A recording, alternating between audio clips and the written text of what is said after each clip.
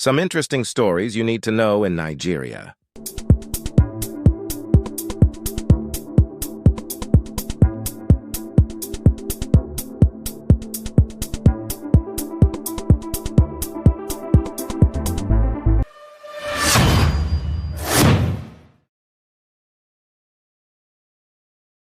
The story of how Murtala Muhammad was killed on the streets of Lagos. On the 13th of February in 1976, General Ramat Murtala Muhammad was assassinated on his way to work by some military men who were loyalists of the then head of the Nigerian Army Physical Training Corps, Lte Col Buka Suka Dimka. Late General Murtala Muhammad was born on the 8th of November 1938 in Kano to Risqua Mohammed and Uwani Rahamat. He was the 9th out of 11 children and attended Barewa College in Zaria, where he graduated in 1957. General Murtala joined the Nigerian Army in 1958 at about 20 years of age and went to Sandhurst Royal Military Academy in England, where he was trained as an officer cadet. He was also a federal minister commissioner for communications. General Murtala took over power as the military head of Nigeria on the 29th of July, 1975, when General Yakubu Gowon was overthrown while he was at the 12th summit of the Organization of African Unity, OAU, in Kampala, Uganda. Murtala was notably known for his simple lifestyle, which many believed led to his death as he was without escort at the point of his assassination. He was also known to be keen on restructuring. At a point, he reduced the total number of active Nigerian soldiers by 100,000. He approved Abuja as the new federal capital territory on February 5, 1976, due to the overcrowding of Lagos, the then capital. He also created 7 states 10 days before his untimely death. His assassination. On 13 February 1976, General Muhammad set off for work along his usual route on George Street. Shortly after 8 a.m., his Mercedes-Benz car traveled slowly in the infamous Lagos traffic near the Federal Secretariat at Ikoyi in Lagos, and a group of soldiers, members of an abortive coup led by Dimka, emerged from an adjacent petrol station, ambushed the vehicle, and assassinated Muhammad. Murtala Muhammad was killed, aged 37, along with his aide-de-camp, Lieutenant Akintunde Akinsehinwa, in his black Mercedes-Benz saloon car on 13th of February 1976. The car was ambushed en route to his office at Doton Barracks, Lagos. The only visible sign of protection was a pistol carried by his orderly, making his assassination an easy task. The assassination was part of an attempted coup led by Lte Col Buka Suka Dimka. He was executed on 15th May 1976 at the Kirikiri Maximum Security Prison in Lagos for treason. He was succeeded by the Chief of Staff, Supreme HQ Olusegun Obasanjo, who completed his plan of an orderly transfer to civilian rule by handing power to Shehu Shagari on 1st October 1979. Today, Muhammad's portrait adorns the 20 Naira note, and Murtala Muhammad International Airport in Lagos is named in his honor. Thanks for your time, and don't forget to follow us.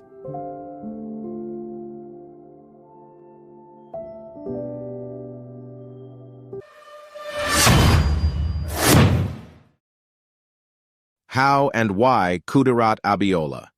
The wife of MKO Abiola was brutally assassinated in 1996.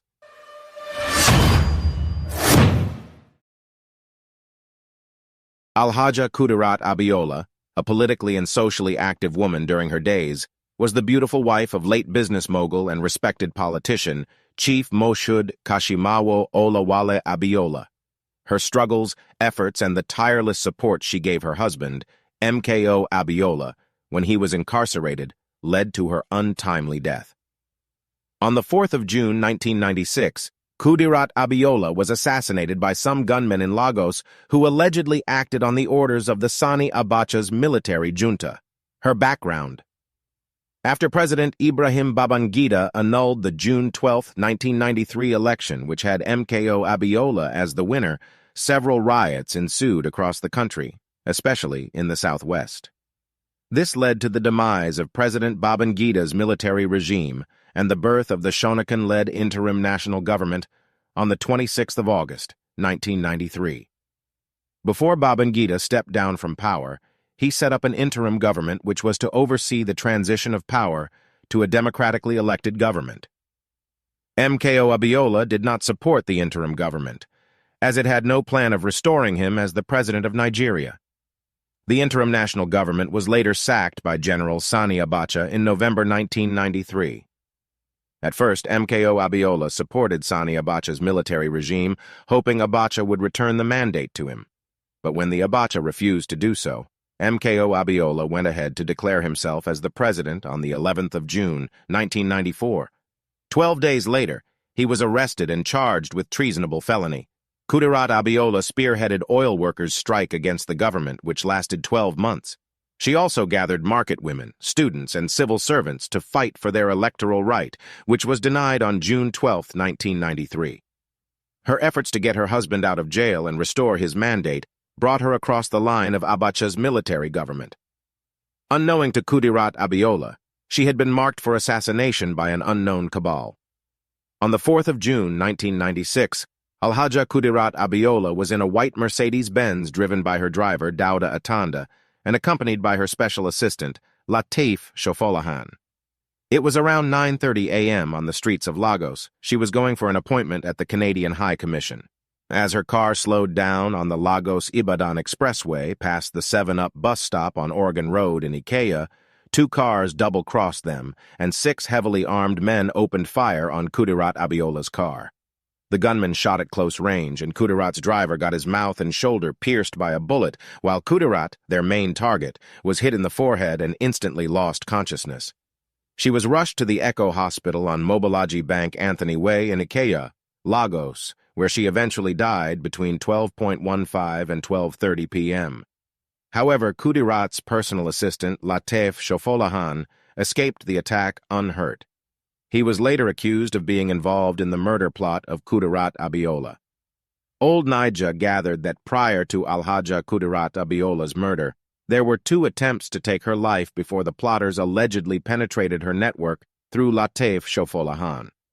After the assassination, the Abacha military government offered the sum of $45,000 to anyone who could give information leading to the arrest of the assassins.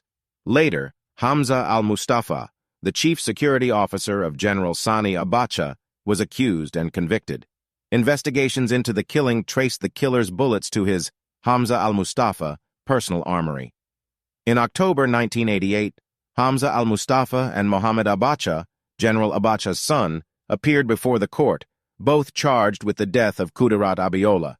In the court, Muhammad Abdul, one of the assassins, narrated how the Abiola's network was penetrated through Lateef Shofolahan and how Mohammed Abacha gave him and other gunmen $10,000 to flee the country when Obasanjo's government began an investigation on Kudirat Abiola's assassination. Another member of the killer squad, Barnabas Jabila a.k.a. Sergeant Rogers, confessed that he was acting on the orders of Hamza al-Mustafa and that he, Hamza al-Mustafa, gave the contract to kill Kudirat Abiola to Rabo Lawal, the head of the mobile police force at the presidential villa. He also said that they were provided weapons for the operation in the presence of Mohammed Abacha. In May 2001, a federal high court in Abuja freed Mohammed Abacha on the ground that he was simply roped in on circumstantial evidence. Also, Hamza al-Mustafa and Lateef Shofolahan, who were sentenced to death by hanging on January 30, 2012, were later freed on Friday, July 12, 2013, on the ground that there was not enough evidence to prove them guilty. Alhaja Kudirat Abiola's assassination remains one of the top assassinations in Nigeria. Credit, Old Naya.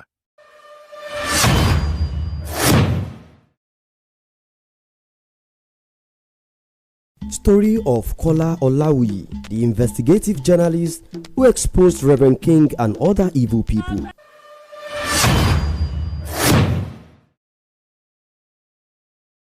When Kola Olawuyi died in 2007 at the age of 44, I knew quite a few people that shed tears. The man once ruled the airwaves with his Iriaye radio program that I grew up to. When it's 8 p.m. on Fridays in the southwest, it's normal to see a lot of people huddled up around radio sets, in street corners, homes, and electricians' workshops as they listen to Kola Olawuyi's program. It was a weekly ritual we grew up to. Kola Olawuyi was larger than life. The number of cases he tracked down and brought to life have not been done by anyone else around here since his death. No one has ever had that kind of confidence since Reverend King's case was brought to light by him. Churches whose owners buried people alive in their buildings as rituals to draw crowd. A lot of cases of abused children and people claiming to be witches to hurt others. Ajaile underground killing houses stories where kidnappers then were raided by him and brought to light. Blood ritual killings and ritualists in the southwest Ek. There was a woman called Maleka that said she was God and created everyone and could do what she liked with anyone until Kola Olawuyi dragged her to light and more. The man was fearless and appeared unstoppable. Listening to him was scary and exciting. On one hand, you admired his courage. On the other, you feared for his life. It wasn't surprising then that when he died, a lot of people's default setting was, oh, they got him finally. Perhaps even he had that thought at the back of his mind, hence at the end of every show he'd always say, Amabe or Beni Beshu Atelese Abeno. Embanyamo Bonikan Lani Debanle will always go out to work. It's those that don't want us to return that we won't meet when we return. His life was a mystery too, even though he was a member of the Redeemed Christian Church. The number of occultic cases and ritual killers he took on and exposed made people believe he was occultic himself. When news of his death broke, the default reaction from most people was that the witches and ritualists he exposed finally got him and killed him. Some said he cut a tree around his house after he was warned not to hence his death. Others said some occultic groups that he belonged to even cut off his head after his death because it belonged to them. In the end, to lay all of that to rest, his family had to have an open burial and open casket for the 44-year-old so everyone could see that he died of natural causes and wasn't mutilated or anything. But again, he wrote the mystery angle really hard too while he was alive. Maybe he even talked with it. Whenever it was 8 p.m. on Fridays and you heard Hubert Ogunde's Shigbawo open the occultic calabash start playing on Kola Olawuyi's Iriraye program, you knew it was going to be a tough night. Continue to rest in peace.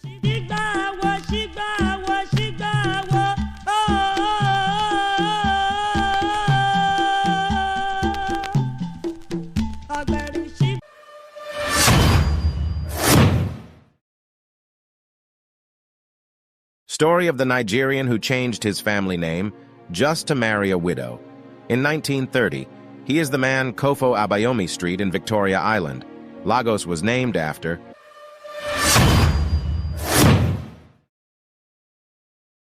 Old Nigeria was filled with assassinations and coups. This is a story of assassination and love. Lagos lawyer Moronfolu Abayomi was shot dead in a Lagos courthouse at the Tinubu Square on August 25, 1923, 3 months and 15 days after his wedding day. Abayomi's killer was a popular Lagos entrepreneur and big boy, Duro Delfonso, from the renowned Delfonso family. Delfonso was having a legal battle with his insurance company, and the case was taken to court. The insurance company then hired a young and vibrant lawyer, Barrister Moronfolu Abayomi. As the case proceeded, the young barrister was able to prove clearly that Delfonso committed arson on his home and business in order to defraud the insurance company. On August 25, 1923, when Delfonso was being led out of the court to begin his prison sentence, the convict shot Abayomi with a revolver and turned the same gun and shot himself. Barrister Moronfolu Abayomi died from excess blood loss while he was in transit to the hospital. The bullet had penetrated his lungs. Delfonso himself was hospitalized, but the Lagos big boy refused to be treated and died 6 days later on August 31, 1923. The barrister's young widow, Oyinkansola, was devastated and refused to love any man again until 6 years later, in 1929, when a young doctor, Kofo John, showed her a love greater than her late husband's and asked for her hand in marriage. Oyinkansola would only agree to get married only on one condition, that Kofo John bore the name of her late husband, that is Abayomi, and relinquish his own name, John. Surprisingly, he agreed, and they got married the next year in 1930. They would be married for the next 48 years until Sir Kofo Abayomi's death on January 1st, 1979. He was 82. Lady Oyinkansola Abayomi would live to the ripe old age of 93. The Kofo Abayomi Street in Victoria Island, Lagos, is named in his honor. Kofo Adekunle Kofo Abayomi, the 10th of July, 1896, the 1st of January, 1979, was a Nigerian ophthalmologist and politician. He was one of the founders of the nationalist Nigerian youth movement in 1934 and went on to have a distinguished public service career.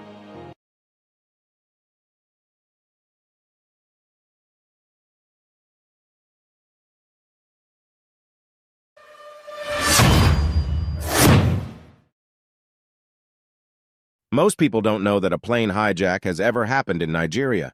Yes, it has, and it happened on October 25, 1993. This is the story about it. This is a story of how young Nigerians hijacked Nigerian Airways on October 25, 1993, because they were dissatisfied by the annulment of the June 12th elections by the military head of state, General Ibrahim Babangida, on October 25, 1993. 4 dissatisfied Nigerian teenagers hijacked a Nigerian Airways Airbus, A310, that was flying from Lagos to Abuja, and diverted the plane to Niamey, Niger. They were dissatisfied with the annulment of the June 12th elections by the head of state, General Ibrahim Babangida. The young Nigerians, Richard Ogundaru was 19, Kabir Adenuga was 18, Benneth Oluwadaisi was 20, and Amp Kenny Rasak Lawal was 19. They all unassumingly boarded the flight at MMA alongside other passengers. About 16 minutes before landing, they waited until the pilot announced that passengers should fasten their seatbelts and prepare for landing. The next thing the passengers heard was, "Ladies and gentlemen, this plane has been taken over by the Movement for the Advancement of Democracy. Remain calm, we will not harm you. You will be told where the plane will land you. You do not move or you die." The leader of the hijackers, Richard Ogundaru, a 19-year-old, walked into the cockpit and seized the process, and then one other followed. 2 remained to watch over the passengers. When he got to the cockpit, the pilot knew immediately this was an attack, so he had to obey the instructions given to him. Ogundaru then asked the pilot to divert the aircraft straight to Germany. The pilot convinced him the plane did not carry sufficient fuel to cross over the Atlantic, and then suggested they divert to a nearby country, Niger, or they will crash, and everybody dies. The 2 hijackers told the pilot what they wanted was where they could give publicity to their reason for the hijack. They told him they wanted Germany because they could have good press coverage that would support their democratic cause for Nigeria. Everybody would die. But that couldn't happen because of the fuel shortage. They agreed to land in Niamey, Niger Republic. Upon landing, the hijackers found themselves surrounded by hundreds of armed Nigerian soldiers at the airport. They had earlier distributed their demands in pamphlets among the passengers, calling on the Nigerian government to overturn the annulment of the June 12th election. They gave the government 72 hours to meet their demands, or else they would set the plane ablaze. To show they were not ready to kill anyone so long Gulf listened to them, they released 34 of the 193 passengers, among whom were top Nigerian government officials. The leader of the hijackers spoke to a BBC correspondent. The correspondent asked what they were fighting for, and he told him they wanted to actualize the mandate given by the Nigerian people to MKO Abiola. Nigerian government sent 24 delegates to come and talk to the hijackers, but none of them entered the aircraft to talk to them. Instead, they were in the hotel, asking them to come down. The Nigerian soldiers did not storm the plane because the hijackers claimed to have rigged the plane with explosives, and so began negotiations, keeping the remaining passengers hostage. For 3 days, the hijackers and the passengers fed on coffee and biscuits. At some point, they ran out of water for coffee, and one passenger demanded for water. Under the guise of bringing them water and food, the Nigerian soldiers eventually realized the hijackers were not armed, and under the cover of darkness, they stormed the plane. The 4 teenagers were arrested, cuffed hands behind their backs, and taken straight to a prison cell. The hijackers spoke neither Hausa nor French, and nobody made any attempt to question them in English. They were denied food for days.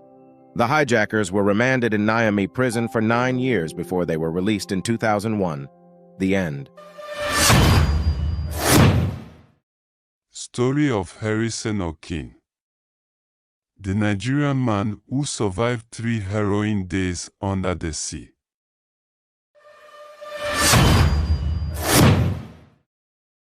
Some stories touch your heart and make you marvel at the unbelievable things that have happened to people, and this is one of them.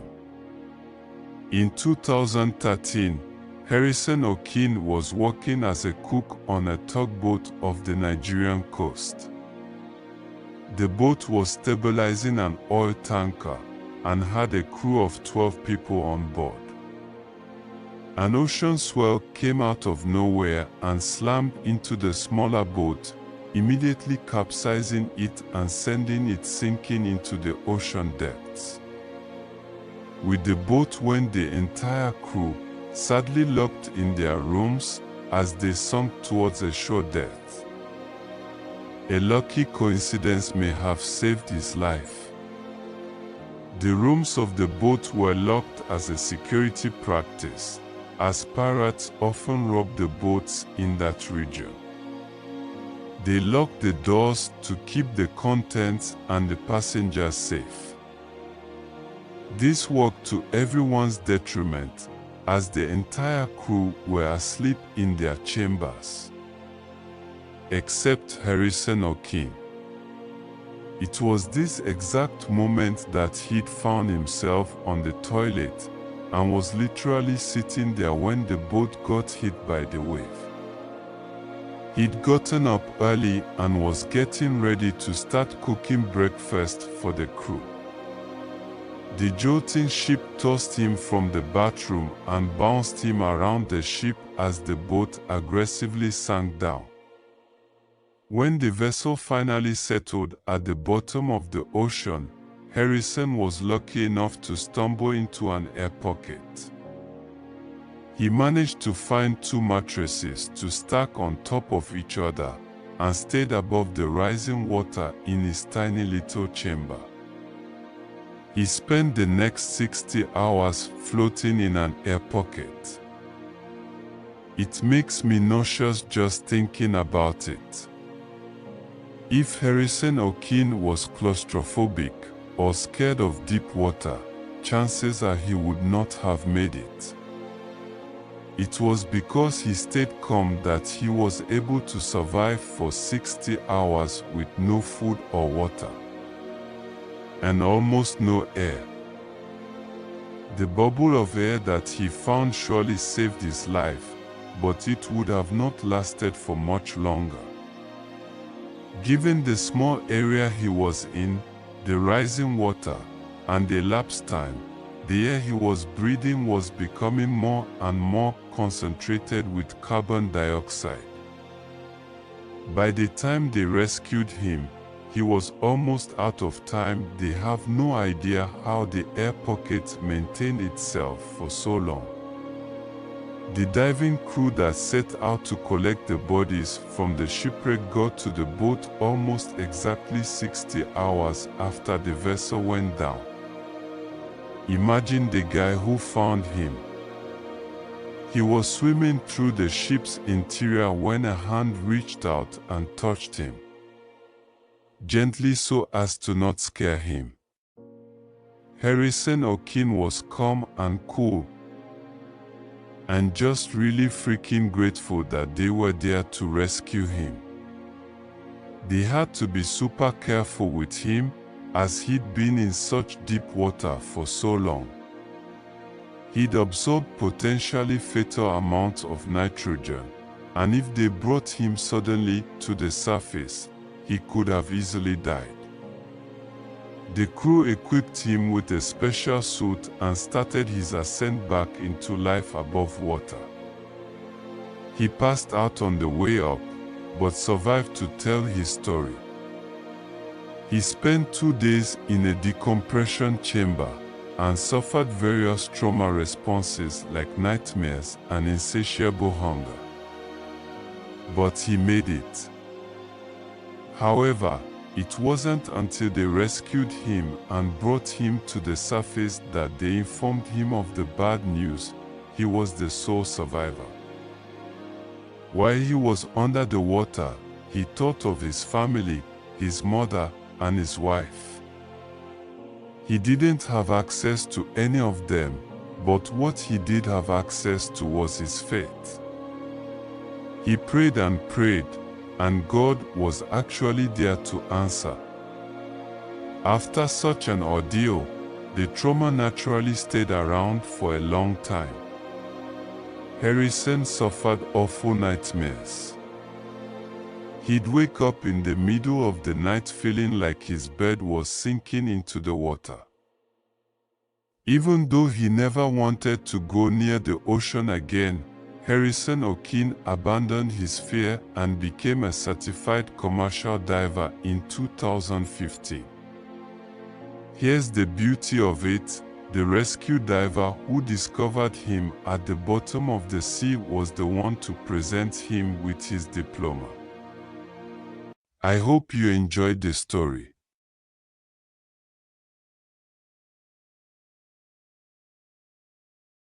The story of how Fela Kuti was deported from Ghana in 1978.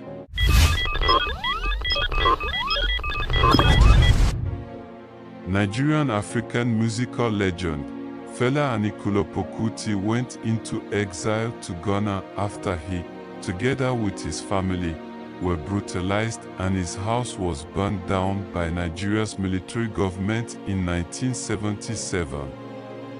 The military attack on Fela Kuti and his family was due to Fela using his music as a weapon to expose and denounce the extremely corrupt Nigerian military government. Nigeria's head of state at the time of the attack on Fela and his family was Olusegun Obasanjo. So, having been made homeless, Fela traveled to Ghana and soon began playing at the Apollo Theatre in Accra. Fela's song, Zombie, had just been released and was already big in Ghana. The song mocked soldiers for obeying orders without thinking and acting mindlessly. Ghana then had a military government led by General Acheampong, and students were singing Zombie to mock the soldiers who were ruling at the time. Fela considered Ghana's Kwame Nkrumah to be his greatest hero, being in Ghana. He started preaching Nkrumahism. Nkrumah's ideas, all of this combined to get him into trouble with the military government because at the time, Ghanaian students were seriously agitating against the Acheampong government, which they saw to be corrupt. Fela began meeting the student leaders and delivered lectures to them. After one such meeting where Fela delivered a 3-hour lecture to the student leaders of 4 of Ghana's universities. Not been anybody in this whole politics in Africa. Only 2 people have walked on the streets to follow people to where they are going. Nkrumah and my mother. What are you talking about? All this nonsense that you have hanging around here. They sit down in cars, man. This government threw my mother out of window. Mrs. Fumilayo Anikulapo Kuti, who fought her blood for this country on the streets. Them burn many houses. Them burn my house too. Them kill my mama. So I carry the coffin. I waka waka waka. Them waka waka waka. We go Wabalende. We go down Barak. The leaders issued a public declaration which alerted the military government to what Fela was up to. Fearing how popular and influential Fela had become in Ghana, especially with the students and also because of his song anti-military song, Zombie. The Acheampong government deported Fela Kuti from Ghana in 1978.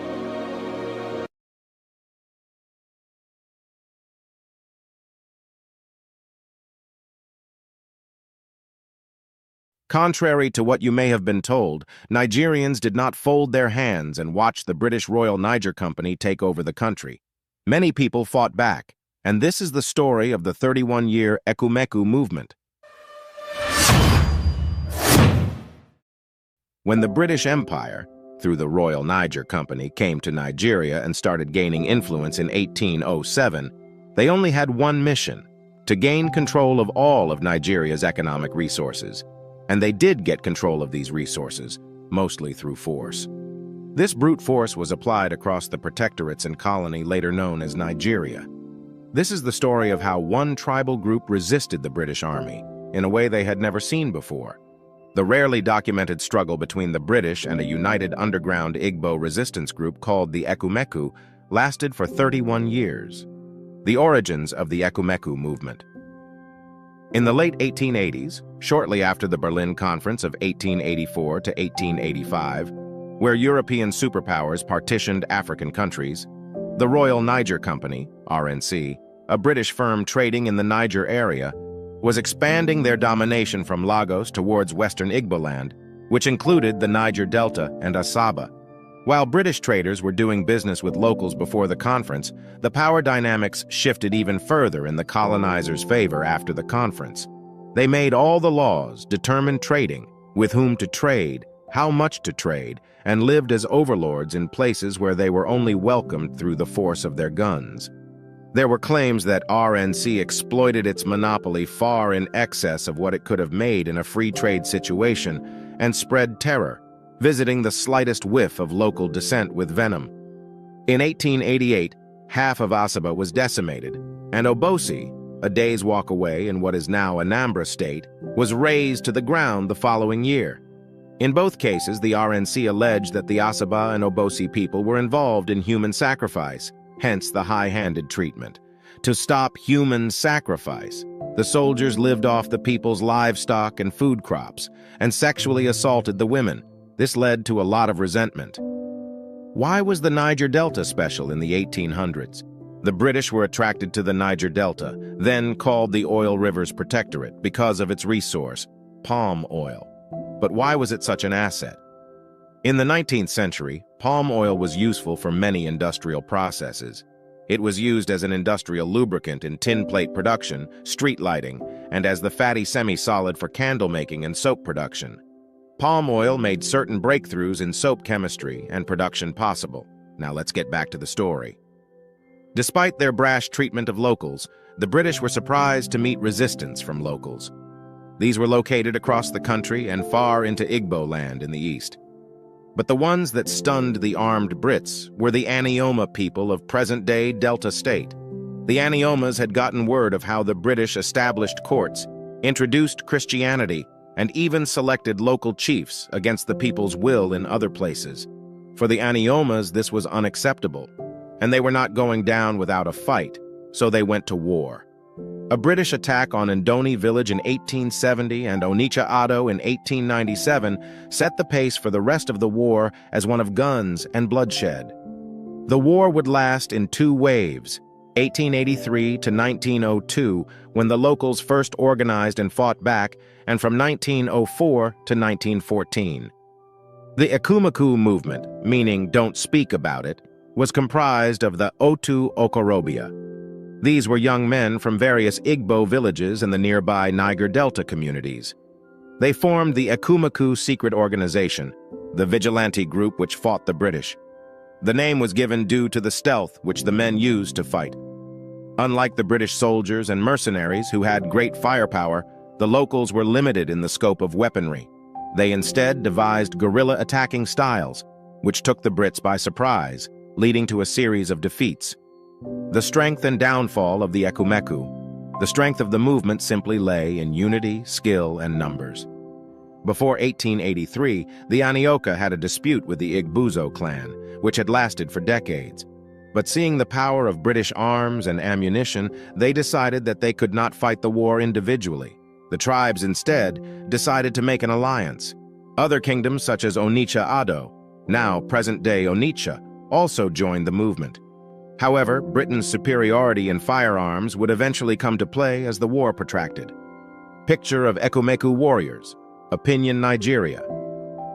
In December 1902, the British laid a preemptive strike which destroyed a large number of towns and imprisoned their leaders.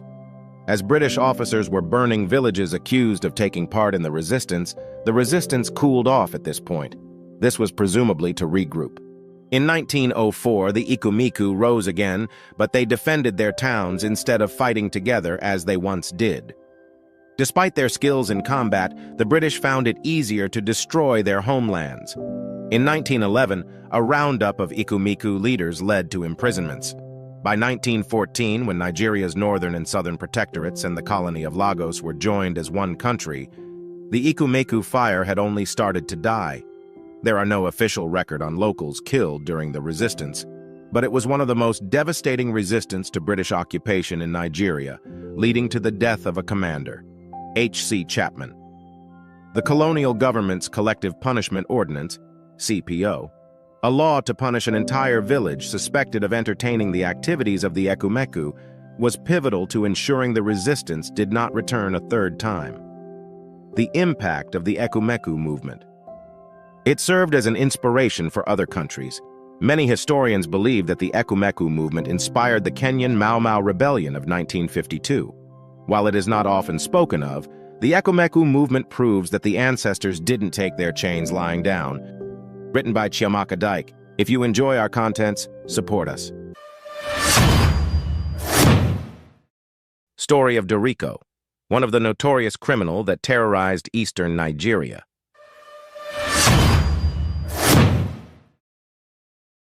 Born Okwudili Ndiwe, 22 years old, a.k.a. Doriko Nwamama, he hailed from Onitsha in Anambra State and had risen from a pickpocket to a dreaded crime king. After Doriko killed Chiajina, another hoodlum, before Doriko rose to prominence, he hailed from Aguleri, Anambra State. Doriko was based in Abuja and only visited the east to unleash terror. After his successful operations, he would return to his base with his loot, safe on the laps of power, luxury, and comfort. Doriko once used the towns of Umuleri in Anambra as well as Agbor in Delta states as his main hideouts. From there, he would send letters threatening the police for killing men of his gang. He placed a great trust in the charms prepared for him by the native doctors and always boasted of his invincibility, that no man born of woman could kill him. Dairy, as was also called, robbed banks, carted away millions of naira, and killed many in the process. He and his sinister gang also robbed luxurious interstate buses. On Decanter 2000, Doriko attacked a 59-seater bus coming from Lagos at the popular Upper Iweka in Onitsha. After robbing the passengers, he decided to kill all of them. Only 4 survived. That was the height of it all. The then governor of Anambra State, Chinwoke Mbadinuju Odera, had no solution to the menace of Doriko because he was said to be invisible and could not be arrested. In May 2001, the Anambra State Police Command officially launched Operation Doriko, a manhunt aimed at capturing the rampaging Doriko and his gang members at all costs. The police arrested some of Doriko's men, most importantly, Amobi, his bike driver. But he was still elusive as he kept robbing, killing at will, and kidnapping people for a ransom. With the failure of police and other security forces to capture Doriko Nwamama, Governor Mbadinuju brought in Bakassi boys. In June 2001, Doriko attacked a police station to acquire weapons for a bank robbery in Asaba. He also began to work with other gangs to execute more daring robberies. A certain morning, the well-prepared Nigerian police and the Bakassi boys turned the heat up on him. They stormed his Abuja residence unannounced and raided it. He escaped, but 2 of his trusted warriors were killed in the operation. Desperate, Derico chose a nomadic way of living as he sensed that his life was in a serious danger with the Bakassi boys' involvement. It was during one of his trips that the Bakassi boys got a tip-off and mounted an ambush that led to his arrest. On a fateful Tuesday, July 3, 2001, the Bakassi boys got an intelligent info that Derico was on his way from his hideout in Agbor to Onitsha. They laid a strong ambush at the popular Head Bridge for his commute. He was identified in a bus and arrested. The city of Onitsha was thrown into jubilation at the news of his capture. The Nigerian police requested that he be released for investigation and prosecution, but the Bakassi boys did not trust the police to justice to him. On Monday, 9th of July 2001, 6 days after Derico was captured, the Bakassi boys drove in their convoy around Onitsha town and ended at the Ochanja Market Junction along Upper Iweka Road. There, they unveiled the big meat, Derico. Onitsha residents trooped to the junction to catch a glimpse of the man who had turned their lives into a nightmare. Derico was handed a microphone to address the teeming crowd. In his words, "My name is Adi, alias Derico Nwamama. I appeal to you, Ndi Anambra, please don't kill me. It's true I have killed many, but don't kill me. I don't like evil. I will repent," he said. "It was when I killed Chiajina that people thought I was a strong guy. I trust Bakassi boys, they're strong. Please mercy for me," he echoed in a pitiable tone. What followed remains one of the most macabre displays of public execution in the history of Nigeria. A cutlass handled by one of the Bakassi boys went up and came down with an unforgiving thud, landing on Derico's slim neck. In a twinkle of an eye, Derico Nwamama was beheaded.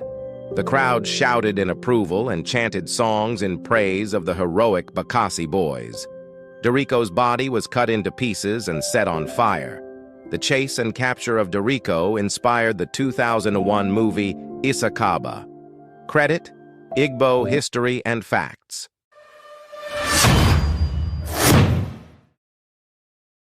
Killers exposed: the gruesome murder of Delegiwa in 1986. Who was Delegiwa? Delegiwa was a renowned Nigerian journalist and the editor-in-chief of Newswatch magazine, which he co-founded with Ray Ekpu, Dan Agbese, and Yakubu Muhammad in 1984.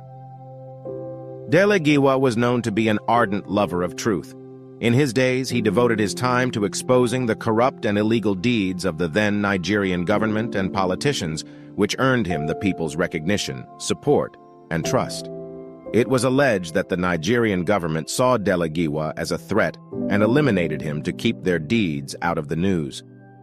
On the 19th of October, 1986, Delegiwa was killed in his house, No. 25, Talabi Crescent, off Talabi Street, Adeniyi Jones Avenue, by a letter bomb which was said to have been delivered by Buba Marwa, a former military administrator of Lagos State. The bomb explosion at first left Delegiwa seriously injured and later killed him, while Mr. Kayode Soyinka, Delegiwa's colleague who was present during the bomb blast, was temporarily deafened. Gloria Okon's case.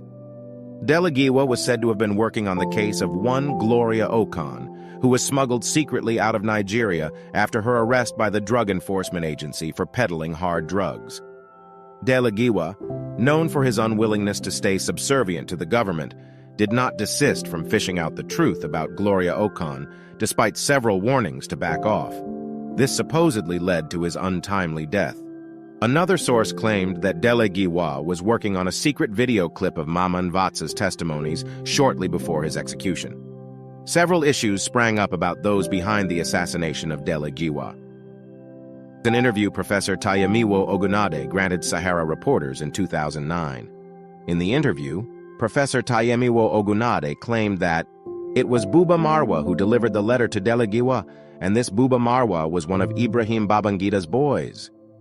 The interview Sahara reporters, "Do you know who delivered the bomb that killed Delegiwa?" Ogunade, I believe that Buba Marwa did it.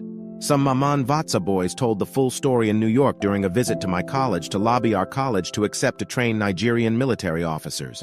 Ambassador Olusola was on that entourage. My informant told me Delegiwa was killed because he was in possession of a tape containing Vatsa's testimony before the military tribunal. For 4 hours, Vatsa requested to tell the full story about how the Babangida regime was operating and his knowledge of the workings of IBB's mind. He pointed out that after Halilu Akilu and Colonel A.K. Togan of the military intelligence prepared the parcel, it was handed over to Buba Marwa to deliver to Delegiwa. Marwa is a well-known IBB boy, but I was the one who gave Delegiwa the tape. Sahara reporters, how did you get the tape? Ogunade. Vatsa had a copy made by his friends in the tribunal and smuggled out to me, and I loaned it to Delegiwa, who got on the case immediately. I still don't know how Delegiwa found out that I had the tape till this day. Sahara reporters, do you still have a copy? Ogunade. Yes, but you know I left Nigeria hurriedly after the death of Delegiwa. I left the tape with my aged mother, who did not know the value then. I won't say more. Let the military release that tape to the Nigerian public. Sahara reporters. Did Delegiwa return the tape to you? Ogunade. Yes, he returned it after 24 hours. Don't forget that I loaned it to him. I think he went and played it to Babangida's people, and they eliminated him after they heard the tape. Sahara reporters. What about Gloria Okan? It's been said that Delegiwa's discovery of her was the reason he was killed. Ogunade. Gloria Okan is actually Chinyere, that's her real name. She married Charles Jeff Chandler, the fellow who killed Nazeogwu and was killed a day later. Chinyere, Mariam, and Princess Ada were young friends who hung out together. They all married into the military, because the military was a proud and respectable profession then. Charles Chandler, who was TIV, married Chinyere, who I think is from Imo State. IBB married Mariam from Asaba, and Maman Vatsa married the princess. So Chinyere became a widow and resorted to trading between UK and Nigeria. And then she was caught with drugs. Maman Vatsa was the person who put Chinyere on the next available flight from Kano to London, and then claimed that she was dead by parading a dead woman picked out of the mortuary. Delegiwa later found out that she was in London having delivered a baby by another man. He sent a French photographer to the place, and they saw Mariam Babangida at the event. Coyote Soyinka brought back the photographs. Dele was sitting across the table from Coyote examining the photos taken of Gloria Okan, Chinyere, Richard Chandler's wife, at the naming ceremony in London. Mariam Babangida was there. And then a letter parcel was delivered to him, and he said excitedly that it must be from Mr. President, referring to the discussions he had with IBB days earlier. The bomb exploded and severed his lower abdomen. He died a few hours later. Sahara reporters, did you ever meet Marwa again? And did you ask him about his involvement? Ogunade. Yes, Marwa was very active in the Nigerian embassy in New York. For a long time, he was the military attaché to the Nigerian mission in New York, while I was a professor of Black Studies at the City University of New York. He came to my college to sign a $30 million contract with the college so that members of the Nigerian military could attend a peace and conflict resolution program, and then be awarded a master's degree upon completion of the program. I fought bitterly against it, but the chair of the department, John Muyibi Amoda, badly wanted the money.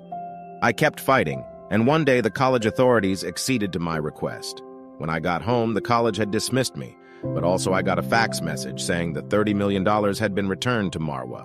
But between Marwa and Abacha, they never returned that money to the Nigerian treasury. They shared it. I heard between him and Abacha over $250 million was laundered through an account used by the New York mission of the Nigerian embassy. Marwa later set up an airline with his share of the loot. When he showed up to run for president, I was the one who petitioned the Economic and Financial Crimes Commission, EFCC, to investigate him. He confessed to money laundering and handwritten statements to the EFCC, but today he is the ambassador of Nigeria to South Africa. The police officer that investigated him, Ibrahim Magu, is permanently suspended from the police force after he was humiliated by the EFCC. It is a shameful country. End of interview. Those responsible for Delegiwa's death till today are yet to be officially identified, and this supposedly led to the death of his octogenarian mother, Madam Elikia Aisat Giwa, in 2013 at the age of 87. The death of Delagiwa remains one of Nigeria's top assassinations. Credit, Old Nigeria. Story of Babatunde Folorunsho, the first armed robber to be publicly executed in Nigeria. The name Babatunde Folorunsho sounds nice and pleasant to the ears, but its bearer in history was actually a daylight terror and a nightmare to Nigerians in the early 1970s. Who was Babatunde Folorunsho? Babatunde Folorunsho was an armed robber and a hardened criminal who threatened the peace and security of Nigerians in the 1970s with his ruthless bandit group. He reigned almost the same time as the kingpin of Nigerian armed robbers, Ishola Oyanusi, also known as Dr. Rob and Kill. Babatunde Folorunsho was dubbed Baba Oni Lace, Mr. Lace, because of his strong love for lace outfits, which he even wore during robbery operations. During his horrific reign, Babatunde Folorunsho topped the list of the most wanted criminals in Nigeria. He was hunted by the police and local guards, but all to no avail. During this time, the crime rate was at its peak in the country as a result of the civil war that had just ended. Babatunde Folorunsho, alias Baba Oni Lace, seemed invincible, but unfortunately for him, he was nabbed by the police during a robbery operation on a fateful day in 1971. He was charged with robbing one Mr. Alfred Marshall of a car. The whole nation jubilated as Babatunde Folorunsho was finally caught in the web of the law. On the 8th and 13th of April 1971, Babatunde Folorunsho was tried and found guilty of highway robbery. The judge, James Agbula Ohomo, sentenced him to death by firing squad. The execution day came. It was on the 24th of July, 1971. Thousands of Nigerians rushed to the popular bar beach in Lagos, where the execution was to take place. That was the first of its kind in Nigeria. It was around 1 p.m., and the sun was shining. Babatunde Folorunsho and two other criminals were conveyed to the execution ground in a lorry. The crowd was anxious and excited as well. In chains, Babatunde Folorunsho, who was dressed in lace, and other criminals were walked to the stakes and tied up. The other two criminals were Joseph Ilobo and Williams Alders Oyazimo. Joseph Ilobo, unlike Folorunsho, didn't accept fate easily. He protested till his last moment. At a point, he looked at the crowd and said, "Are all these people here to see me die? Ah, this is a wicked world. I have not committed any crime." Williams Alders Oyazimo was a sub-lieutenant in the Nigerian Navy. He protested his innocence in tears. He said, "If you search your conscience, you will know that a naval officer of my status will never go in the dead of the night to steal. I'll die today, innocent of the crime for which I am condemned." He was approached by the military chaplain, Colonel Pedro Martins, and asked to pray for forgiveness, but he said, "Father, I am innocent. My blood will cleanse my family, and my children will prosper." Oyazimo's last words touched Nigerians. It was such a pathetic moment. According to a source, Williams Alders Oyazimo could have been truly innocent. His execution was likely a result of personal feud with some officers of higher ranks.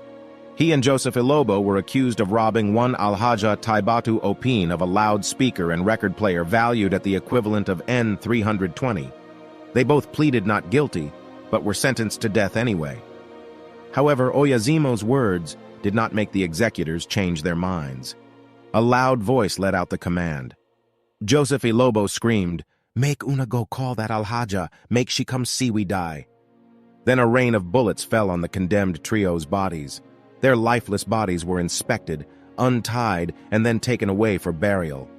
The whole of Nigeria celebrated the death of Babatunde Folorunsho, aka Baba Oni Lace, only to welcome more of his kind some years later. I hope you enjoyed this story.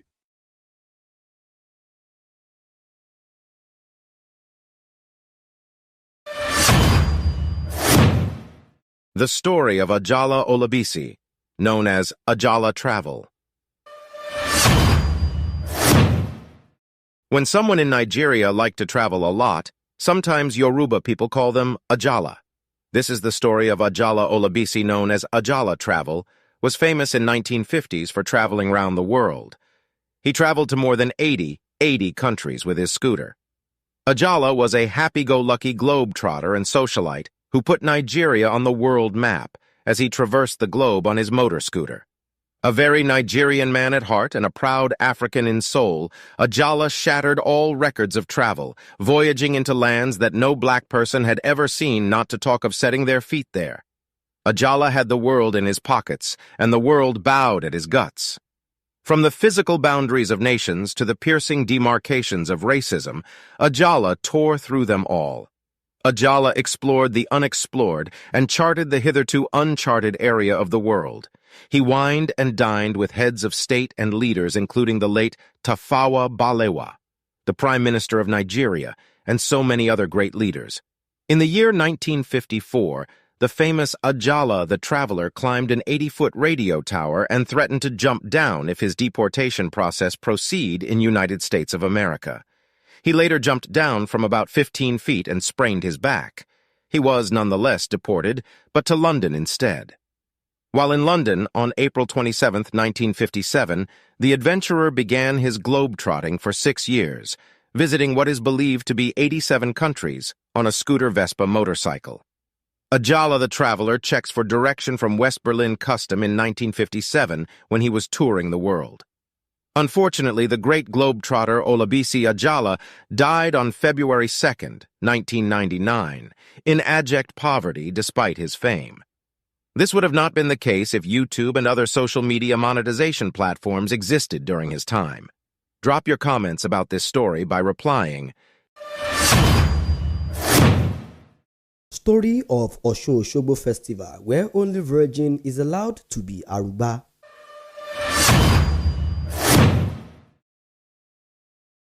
The current Aruba Osuntomi Oyetunji is the young daughter of the sitting Ataoja of Osogbo. She took over from Abolade Oyewale, who carried the sacrifice calabash to the river goddess and was herself considered a goddess for 10 years. Every August, Osogbo town plays host to one of the most interesting festivals in the world, the Osun-Osogbo Festival, since the town became host of the country's second World Heritage Site. The gravitation pool of adventurous tourists has become hard to resist.